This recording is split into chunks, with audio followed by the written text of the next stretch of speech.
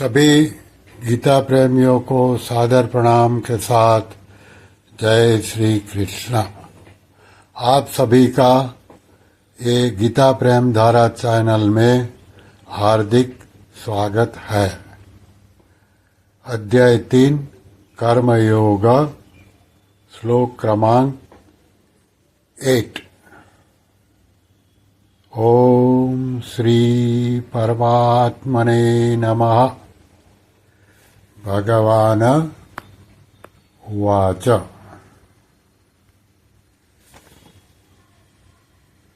नियतं कुरु कर्म त्वं कर्म ज्यायो ह्युकर्मणः शरीरयात्रापि च तेन प्रसिद्ध्येद कर्मणः। गीता अपनी शैली के अनुसार पहले प्रस्तुत विषय का विवेचन करती है, फिर करने से लाभ और न करने से हानि बताती है। इसके बाद उसका अनुष्ठान करने की आज्ञा देती है। यहाँ भी भगवान अर्जुन का जो प्रश्न था कि मुझे घोर कर्म में क्यों लगाते हो, इस प्रश्न का उत्तर देते हुए पहले कर्मों के सर्वथा त्याग को असंभव बताते हैं, फिर कर्मों का स्वरूप से त्याग करके मन से विषय चिंतन करने का मिथ्याचार बताते हुए निष्काम भाव से कर्म करने वाले मनुष्य को श्रेष्ठ बताते हैं। अब इस श्लोक क्रमांक 8 में भगवान अर्जुन को उसी के अनुसार कर्तव्य कर्म करने की आज्ञा देते हैं। उसका अर्थ देख ले। तू शास्त्र विधि से नियत किए हुए कर्तव्य कर्म कर, क्योंकि कर्म न करने की अपेक्षा कर्म करना श्रेष्ठ है तथा कर्म न करने से तेरा शरीर निर्वाह भी सिद्ध नहीं होगा। अभी इसकी हम व्याख्या देख लें। नियतम कुरु कर्म त्वम, शास्त्रों में विहित तथा नियत दो प्रकार के कर्मों की करने की आज्ञा दी गई है। विहित कर्म का तात्पर्य है सामान्य रूप से शास्त्रों में बताया हुआ आज्ञा रूप कर्म, जैसे व्रत, उपवास, उपासना आदि। इन विहित कर्मों को संपूर्ण रूप से करना एक व्यक्ति के लिए कठिन है, परंतु निषिद्ध कर्मों का त्याग करना सुगम है।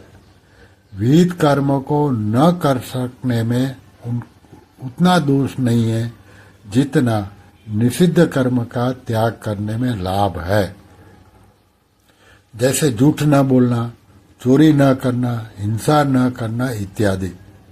निषिद्ध कर्मों का त्याग होने से विहित कर्म स्वतः होने लगते हैं।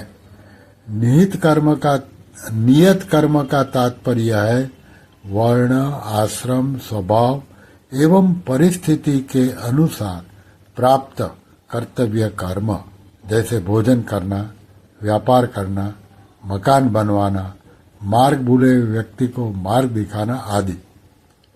कर्म योग की दृष्टि से जो वर्ण धर्मानुकूल शास्त्र विहित कर्तव्य कर्म प्राप्त हो जाए, वह चाहे घोर हो या सौम्य नियत कर्म ही है। यहाँ नियत कुरु कर्म पदों से भगवान अर्जुन से यह कहते हैं कि क्षत्रिय होने के नाते अपने वर्ण धर्म के अनुसार परिस्थिति से प्राप्त युद्ध करना तेरा स्वाभाविक कर्म है। क्षत्रिय के लिए युद्ध रूप हिंसात्मक कर्म घोर देखते हुए भी वस्तुतः घोर नहीं है, प्रत्युत उसके लिए वह नियत कर्म ही है। दूसरे अध्याय में भगवान ने कहा कि स्वधर्म की दृष्टि से भी युद्ध करना तेरे लिए नियत कर्म है। वास्तव में तो स्वधर्म और नियत कर्म दोनों एक ही है। यद्यपि दुर्योधन आदि के लिए भी युद्ध वर्ण धर्म के अनुसार प्राप्त कर्म है, तथापि वह अन्याय युक्त होने के कारण नियत कर्म से अलग है, क्योंकि वे युद्ध करके अन्याय पूर्वक राज्य छीनना चाहते हैं। अतः उनके लिए यह युद्ध नियत तथा धर्मयुक्त कर्म नहीं है। आगे है कर्म ज्यायो यह कर्मणः। इसी अध्याय के पहले श्लोक में अर्जुन के प्रश्न में आए हुए ज्यायसी पद का उत्तर भगवान यहाँ ज्यायः पद से ही दे रहे हैं। वहाँ अर्जुन का प्रश्न है कि यदि आपको कर्म की अपेक्षा ज्ञान श्रेष्ठ मान्य है तो मुझे घोर कर्म में क्यों लगाते हैं। इसके उत्तर में यहाँ भगवान कहते हैं कि कर्म न करने की अपेक्षा कर्म करना ही मुझे श्रेष्ठ मान्य है। इस प्रकार अर्जुन का विचार युद्ध रूप घोर कर्म से निवृत्त होने का है और भगवान का विचार अर्जुन को युद्ध रूप नियत कर्म में प्रवृत्त कराने का है। इसलिए आगे 18वें अध्याय में भगवान कहते हैं कि दोष युक्त होने पर भी सहज यानी कि नियत कर्म का त्याग नहीं करना चाहिए, कारण कि इसके त्याग से दोष लगता है एवं कर्मों के साथ अपना संबंध भी बना रहता है। अतः कर्म का त्याग करने की अपेक्षा नियत कर्म करना ही श्रेष्ठ है। फिर आसक्ति रहित होकर कर्म करना तो और भी श्रेष्ठ माना गया है, क्योंकि इससे कर्म के साथ सर्वथा संबंध विच्छेद हो जाता है। अतः भगवान इस श्लोक के पूर्वार्ध में अर्जुन को आसक्त भाव से नियत कर्म करने अतः भगवान इस श्लोक के पूर्वार्ध में अर्जुन को अनासक्त भाव से नियत कर्म करने की आज्ञा देते हैं और उत्तरार्ध में कहते हैं कि कर्म किए बिना तेरा जीवन निर्वाह भी नहीं होगा। कर्मयोग में कर्म ज्यायो यह कर्मणः, यह भगवान का प्रधान सिद्धांत है।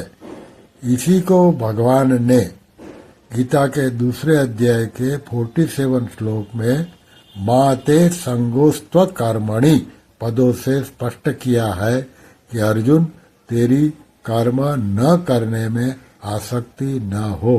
कारण यह है कि कर्तव्य कर्मों से जो चुराने वाला मनुष्य प्रमाद, आलस्य और निंद्रा में अपना आयुष्य समय नष्ट कर देगा अथवा शास्त्र निषिद्ध कर्म करेगा जिससे उसका पतन होगा। स्वरूप से कर्म का त्याग करने की अपेक्षा कर्म करते हुए ही कर्मों से संबंध विच्छेद करना श्रेष्ठ है, कारण कि कामना, वासना, फलासक्ति, पक्षपात आदि ही कर्मों से संबंध जोड़ देते हैं, चाहे मनुष्य कर्म करे अथवा न करे। कामना आदि के त्याग का उद्देश्य रखकर कर्मयोग का आचरण करने से कामना आदि का त्याग बड़ी सुगमता से आता है। आगे है शरीर यात्रापि च तेन प्रसिद्ध्येद कर्मणः। अर्जुन के मन से ऐसा भाव उत्पन्न हो गया था कि अगर कर्म ही नहीं करे तो कर्मों से स्वतः संबंध विच्छेद हो जाएगा। इसलिए भगवान नाना प्रकार की युक्तियों द्वारा उनको कर्म करने के लिए प्रेरित करते हैं। उन्हीं युक्तियों में से इस युक्ति का वर्णन करते हुए भगवान कहते हैं कि अर्जुन तुम्हें कर्म तो करने ही पड़ेंगे, अन्य की तो बात ही क्या है। कर्म किए बिना तेरा शरीर निर्वाह यानी कि खाना पीना आदि भी असंभव हो जाएगा। जैसे ज्ञान योग में विवेक के द्वारा संसार से संबंध विच्छेद होता है, ऐसे ही कर्म योग में कर्तव्य कर्म का ठीक ठीक अनुष्ठान करने से संसार से संबंध विच्छेद हो जाता है। अतः ज्ञान योग की अपेक्षा कर्म योग को किसी भी प्रकार से कम नहीं मानना चाहिए। कर्मयोगी शरीर को संसार का ही मानकर उसको संसार की ही सेवा में लगा देता है, अर्थात शरीर में उसका कोई अपनापन नहीं रहता। वह स्थूल, सूक्ष्म और कारण शरीर की एकता क्रमशः स्थूल, सूक्ष्म और कारण संसार से करता है, जबकि ज्ञान योगी अपनी एकता ब्रह्म से करता है।